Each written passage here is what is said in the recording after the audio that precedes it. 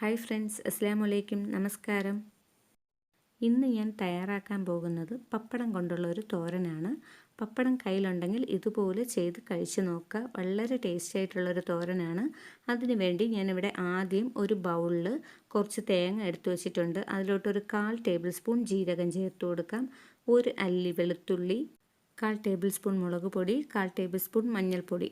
മുളക് പൊടിക്ക് പകരം നിങ്ങൾക്ക് പച്ചമുളക് വേണമെങ്കിൽ ചേർക്കാവുന്നതാണ്.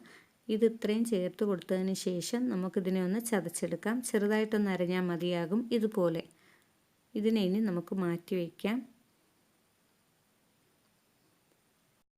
ഇനി നമുക്ക് കുറച്ച് പപ്പടം എടുക്കാം. നിങ്ങൾക്ക് ഇഷ്ടമുള്ള അളവിൽ പപ്പടം എടുക്കാം. ഞാനിവിടെ ഒരു 7 പപ്പടമാണ് എടുത്തിരിക്കുന്നത്. ഇതിനെ നമുക്കിനി ഈ പച്ചയോടെ ഇതുപോലെ വെച്ച് ചെറിയ രീതിയിൽ ഒന്ന് കട്ട് ചെയ്തെടുക്കാം.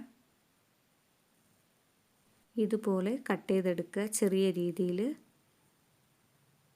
അങ്ങനെ ഞാൻ എല്ലാം എടുത്തിട്ടുണ്ട്. ഇനി നമുക്ക് പപ്പടം ഒന്ന് മൊരിച്ചെടുക്കാം. ഞാനൊരു പാൻ വെച്ചിട്ടുണ്ട്. അതിൽ കുറച്ച് എണ്ണ ഒഴിച്ചു കൊടുക്കുകയാണ്. അതൊന്ന് ചൂടാകുമ്പോഴത്തേക്കും നമുക്ക് പപ്പടം ഇട്ട് മൊരിച്ചെടുക്കാം. എണ്ണ ചൂടായിട്ടുണ്ട്. കുറച്ച് വീതം ഇട്ടൊന്ന് മൊരിച്ചെടുക്കാം.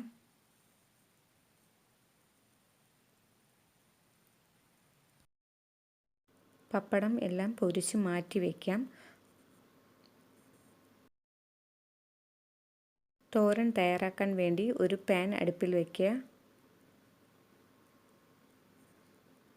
ഞാനിവിടെ 1 ടേബിൾ സ്പൂൺ എണ്ണ ഒഴിച്ചു കൊടുത്തിട്ടുണ്ട്. 1/2 ടേബിൾ സ്പൂൺ കടുക് ചേർത്ത് കൊടുക്കാം. കടുക് പൊട്ടി തുടങ്ങുമ്പോഴത്തേക്കും ഒരു 2-3 വറ്റൽമുളക് ചെറുതായി കട്ട് ചെയ്തതും കുറച്ച് കറിവേപ്പിലയും ചേർത്ത് കൊടുക്കാം.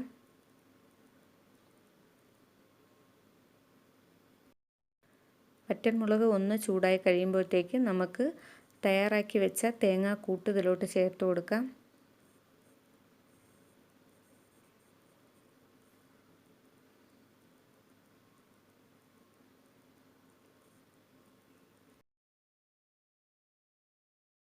ഇനി നമുക്ക് ഇതിലോട്ട് കുറച്ച് വെള്ളം ചേർത്ത് കൊടുക്കാം.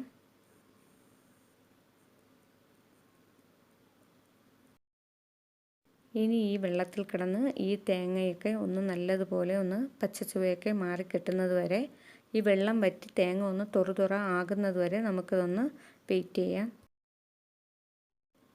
ഇത് വെള്ളമൊക്കെ മാറിയിട്ടുണ്ട്. ഈ സമയം തേങ്ങ നല്ലതുപോലെ മൂത്തിട്ടുണ്ട്. ഈ സമയം നമുക്ക് പപ്പടം ചേർത്ത് കൊടുക്കാം. പൊടിഞ്ഞു പോകാതെ നല്ലതുപോലെ ഒന്ന് മിക്സ് ചെയ്യുക. നമ്മുടെ ടേസ്റ്റി ആയിട്ടുള്ള പപ്പടത്തോരൻ തയ്യാറായിട്ടുണ്ട്. എല്ലാവരും ട്രൈ ചെയ്ത് നോക്കുക. ഇഷ്ടമാവുകയാണെങ്കിൽ ലൈക്ക് ചെയ്യാനും ഷെയർ ചെയ്യാനും കമൻറ്റ് ചെയ്യാനും മറക്കരുത്. സബ്സ്ക്രൈബ് ചെയ്യാത്തവരാരെങ്കിലും ഉണ്ടെങ്കിൽ ഒന്ന് സബ്സ്ക്രൈബ് ചെയ്തേക്കുക. മറ്റൊരു വീഡിയോയുമായി വീണ്ടും കാണാം.